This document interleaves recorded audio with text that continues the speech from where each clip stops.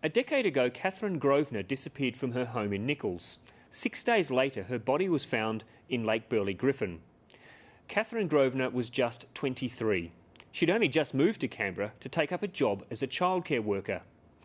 Now, on the night she disappeared, it's thought she may have bought cigarettes at the George Harcourt Inn. That was just after 9 o'clock, and she was never seen alive again. Her parents and the police, though, are refusing to give in. They still hope someone will come forward with advice that will help them catch a killer.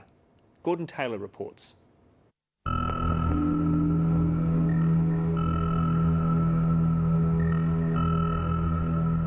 Canberra police are searching for a 23-year-old woman who disappeared from her Gungahlin home 4 days ago. Kathryn Grosvenor was last seen by relatives around 9:30 on Sunday night.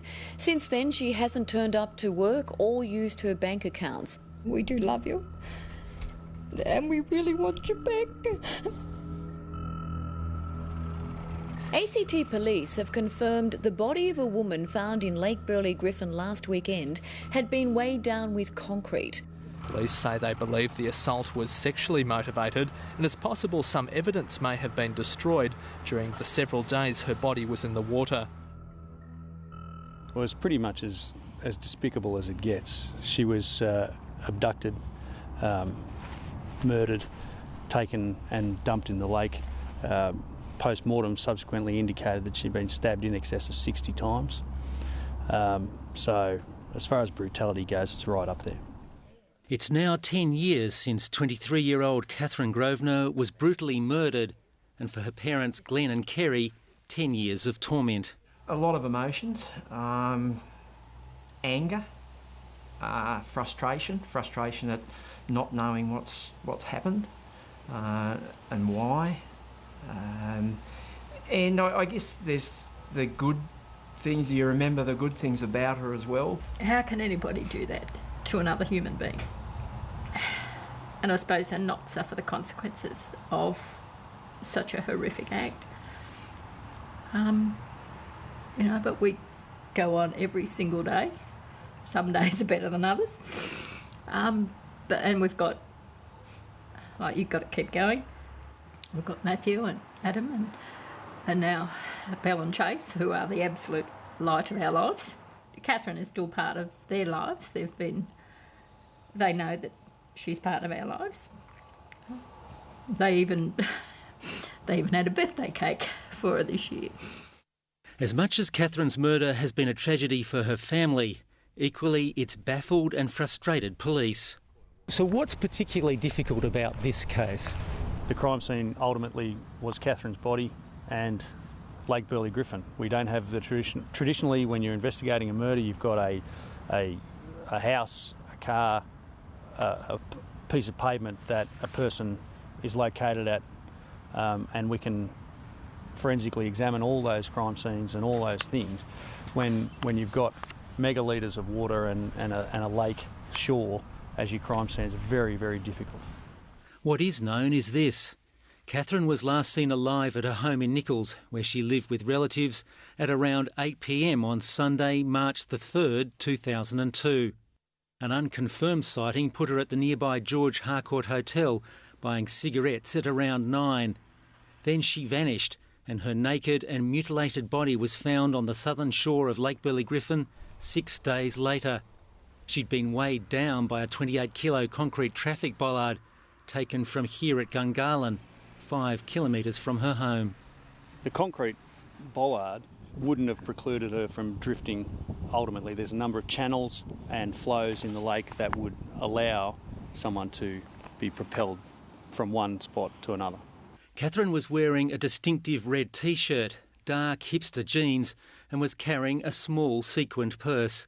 These items have never been found, but her electric blue boots were very distinctive, and last year police thought they'd had a breakthrough when a girl from Wagga handed in a similar pair she'd found in an op shop.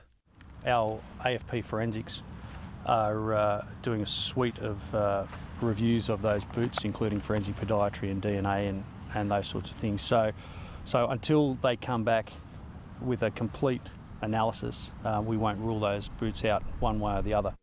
For a time, the discovery raised the hopes of the Grosvenors. but only for a time. When we saw them, we didn't think that they were the boots, to be honest, and so that was a real letdown. Now police say they've new lines of inquiry, but what they are relying on most is information from the public.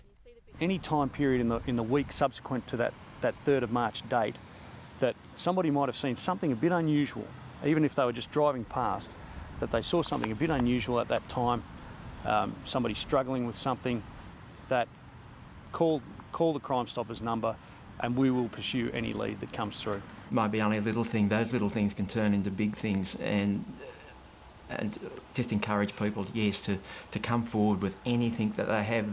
The girl that found those boots in Wagga was a great example of someone realising that it was out there and bringing information in. There's a $250,000 reward for any person who can come forward with information that leads to a successful conviction of someone in the courts here in Canberra.